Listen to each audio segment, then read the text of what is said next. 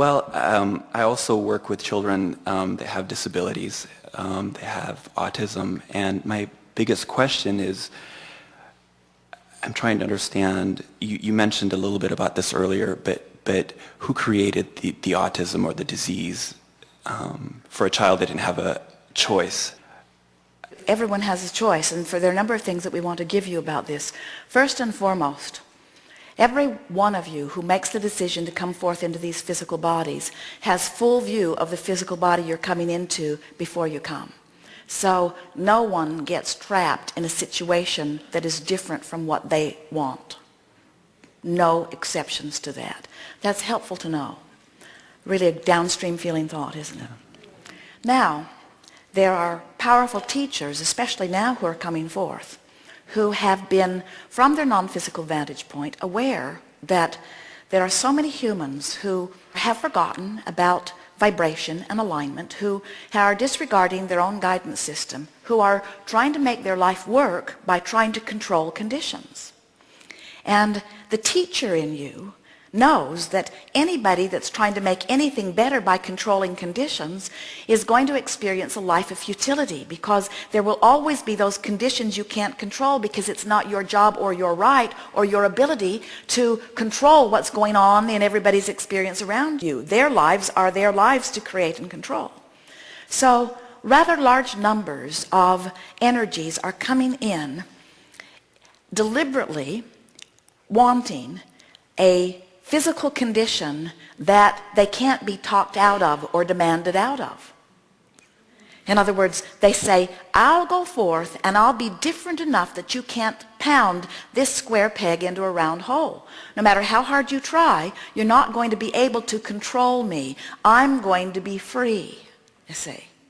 So as you interact with them, if you get the wonderful experience of interacting with them when they're not being challenged by a system that's trying to change them. In other words, imagine how frustrating that would be, to be fulfilling your intent from your source perspective and making it all the way into a physical body different enough that people can't control you, and then notice they're still trying to control you. That's the frustration and outrage that you see in them. They want to say to you, and if they were better with their words, they would say to you, wait a minute, I went to a lot of trouble to be different. You're supposed to leave me alone.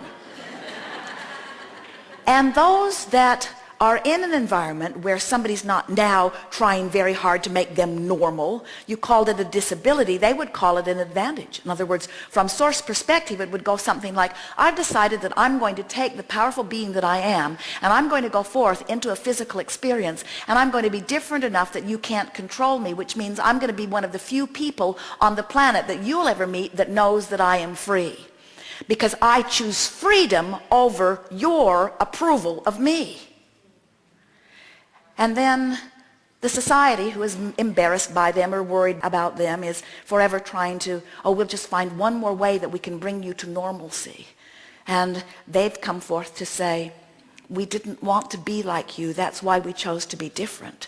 We've come to offer a message that there is balance and value in our differences. We've come to teach unconditional love. Most people talk about unconditional love, but they don't live it. Most people say, oh, you're so sweet, I love you under those conditions, and you are so strange. I cannot love you under those. So if you would just be more like that, it would be ever so kind to me, because I want to love you, and if you were more like that, I would be able to love you. So just try to change a little bit so that I can feel better.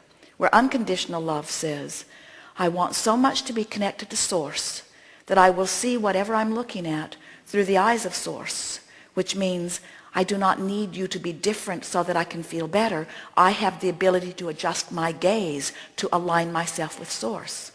Unconditional love says, I will find connection with Source, and then I will look. Conditional love says, I will ask you to be the way I need you to be so that when I look, I will feel better. Huge difference. Unconditional love is absolute freedom. Conditional love is absolute bondage. So these blessed beings have come forth as teachers of freedom. And interesting, the most interesting thing of all, they feel free even when you try to control them. is such an interesting thing. So the autistic child feels free and isn't worried about anything. Have you noticed? Exactly. And the people that are trying to get them to be different so that they can feel better are in absolute bondage. Right. And the child says, I don't know what your problem is.